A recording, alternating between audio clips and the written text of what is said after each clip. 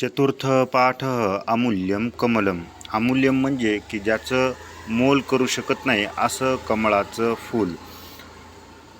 भारत देश श्रेष्ठानां तत्वचिंतकानां देश इति सर्वे जानन्ति. भारत देश हा श्रेष्ठ तत्वचिंतकांचा देश आहे असे सर्व जाणतात. तेषु अन्यतमः गौतम बुद्ध, त्यांपैकीच एक गौतम बुद्ध. मायादेव्याः शुद्धोधनस्य च पुत्रः सिद्धार्थः तपसा गौतम बुद्ध बभूव. मायादेवी आणि शुद्धोधनचा मुलगा सिद्धार्थ हे तपसा म्हणजे तपाने गौतम बुद्ध बभूव गौतम बुद्ध झाले. तर बभूव हे लीट लकाराचा रूप आहे आणि हे 6वं लकार आहे. तुम्हाला इयत्ता 10वी या कक्षेमध्ये आता लीट लकार पण अभ्यासामध्ये आहे.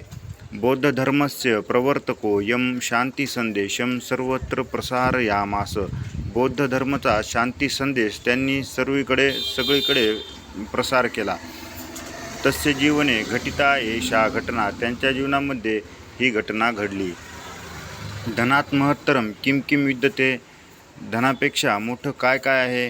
गौतम बुद्ध विषयी यूयम काः कथाः जानीथ, गौतम बुद्धाविषयी तुम्ही कोणकोणत्या कथा जाणतात. तर आता पाठाला सुरुवात करूया. आसीत सुदासो नाम कश्चित उद्यानपालः.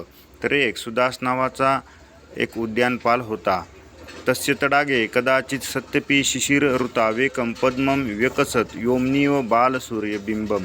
तर त्याच्या सरोवरामध्ये शिशिर ऋतू असून सुद्धा एक कमळाचं फूल विकसित झालं आणि ते योमनीव बालसूर्यबिंब म्हणजेच एका आकाशामध्ये उगवत्या सूर्याप्रमाणे ते दिसत होतं.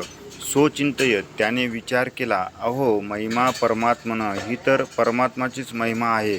यदे तादृशे काले तिशिते विभूषितो मे तडाग एतसी सरसिजस्य विकासेन. सो चिंतयत सह अचिंतयत, त्याने विचार केला, अहो महिमा परमात्मन, ही तर परमात्माचीच महिमा आहे. यदे तादृशे काले तिशिते, एवढ्या थंडीचा ऋतू असून सुद्धा विभूषितो मे तडाग, माझा जो सरोवर आहे, एतसे सरसिजस्य विकासेन, ह्या विकसित झालेल्या कमळाच्या फुलाने माझा सरोवर सुशोभित झालेला आहे. एतत् सरसिजम विक्रियाहम विपुलम धनम प्राप्नुयाम इति. तर हे कमळाचं फूल विकून मी भरपूर धन प्राप्त करेल असं. एवं संचिंत्य, असं विचार करून, स तद विक्रेतुम, तर तो हे कमळाचं फूल विकण्यासाठी राजसद्मनः पुरतः स्थितः, राजवाड्यासमोर तो बसतो.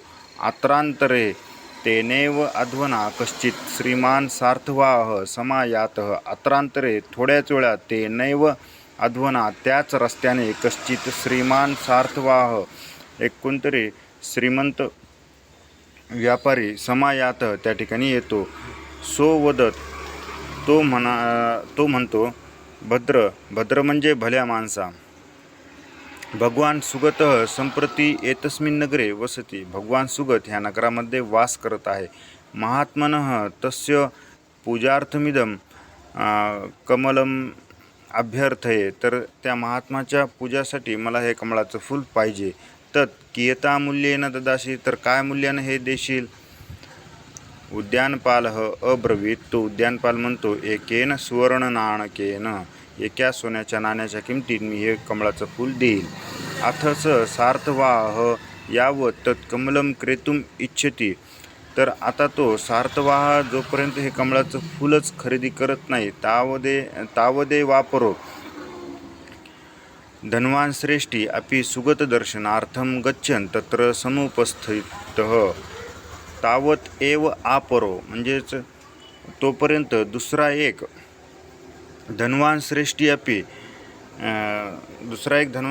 पण सुगत दर्शनार्थम गच्छन, सुगत दर्शनासाठी जाताना तत्र समुपस्थित, त्या ठिकाणी पोहोचतो. नीरजमूल्यं पृच्छन्तं तं श्रेष्ठीनं उद्यानपालः अब्रूत, एष महाभाग एकं सुवर्णनाणकम् एतस्यार्थे दातुम् इच्छति. तर त्या कमळाच्या फुलाची किंमत विचारणाऱ्या त्या श्रेष्ठीला तो उद्यानपाल म्हणतो की हे पहिले जे श्रीमंत व्यापारी आहेत ते ह्यासाठी एक सोन्याचं नाणं देण्यासाठी तयार आहेत.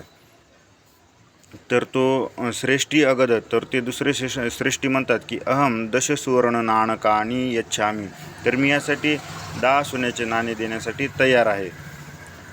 सार्थवाह अभण, तो पहिला सार्थवाह म्हणतो आता अहम 100 सुवर्ण नाणकानी प्रयच्छामी, मी 100 सोन्याचे नाणे देण्यासाठी तयार आहे.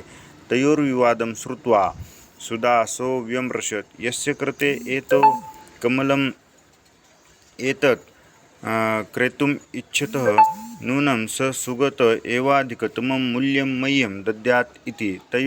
तयोः विवादं श्रुत्वा, त्या दोघांचा विवाद ऐकून सुदासः व्यमृशत, सुदास विचार करतो, यस्य कृते, ज्याच्यासाठी एतो हे दोघे जण कमलम एतत् क्रेतुम इच्छतः हे कमळाचं फूल खरेदी करू इच्छित आहे, नूनम निश्चित, स सुगत ते सुगत, एवाधिकतमम ह्यापेक्षा पण अधिक, मूल्य मह्यम दद्यात मला देतील असं तो विचार करतो.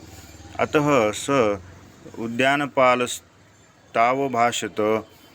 नैतद् भो विक्रेतुम इच्छामी इति. अतः स त्यामुळे तो उद्यानपाल म्हणतो, मी हे कमळाचं फूल विकू इच्छित नाही. अथ प्राप्तः सुदासस्तदुद्यानं यत्र भगवतः सुगतस्य निवासः. आता तो जो सुदास असतो त्या उद्यानामध्ये पोचतो जिथे की भगवान सुगत हे निवास करतात. तत्र वटवृक्षस्य अधस्ताद एकस्मिन् अश्मखंडे समुपविष्ट आसीत् स महात्मा. तर त्या ठिकाणी एका वडाच्या झाडाखाली एका अश्मखंडावर तर ते महात्मा बसलेले होते. अनल्पेन धामना राजते स्म तस्य भगवतो वदनम, तर अनंत तेजानं असं त्यांचं जे मुख होतं ते भगवंताचं ते झळकत होतं. तदा लोकयतः सुदासस्य चित्ते भक्तिरसारणव उदतिष्ठत, तर ते पाहून सुदासस्य चित्ते, सुदासाच्या मनामध्ये भक्तिरसारणव उदतिष्ठत, भक्तिरसाचा उद्रेक होतो. स हस्तस्थं नीरजं भगवत सुगतस्य चरणयोर्घ्यं कृत्वा नमो भगवते इति वदन् सविनयं प्राणमत. स हस्तस्थं नीरजं, तर ते हातात जे कमळाचं फूल होतं ते भगवतः सुगतस्य, भगवान सुगतांच्या चरणयोर्घ्यं कृत्वा दोन्ही चरणामध्ये अर्पण करून नमो भगवते इति वदन, नमो भगवते असं म्हणत सविनयम प्राणमतो त्यांना नमस्कार करतो. तम प्रसादवर्षिभ्यां लोचनाभ्यां निरूपयं स्मयमान मुखपद्मो भगवान अभाषत वत्स किमिच्छसी. तर कृपेचा वर्षाव करणाऱ्या कमळाच्या फुलासारखे ज्यांचे डोळे असणाऱ्या असे भगवान सुगत त्याला म्हणतात, वत्स किमिच्छसी, हे वत्स काय पाहिजे. एवं उक्तवती सुगते निरीच्छः सुदासः प्रत्यवदत, तर असं म्हणणाऱ्या त्या सुगतांना निरीच्छ झालेला तो जो सुदास असतो तो उत्तर देतो, भगवन किमन्यत, भगवन काहीच नाही पाहिजे. केवलम भगवतः चरण कमलस्पर्शेन आत्मा मे कृतार्थतां लभताम इति. तर केवळ भगवंतांच्या चरणकमल स्पर्शाने माझी आत्मा ही कृतार्थ हो असं तो म्हणतो.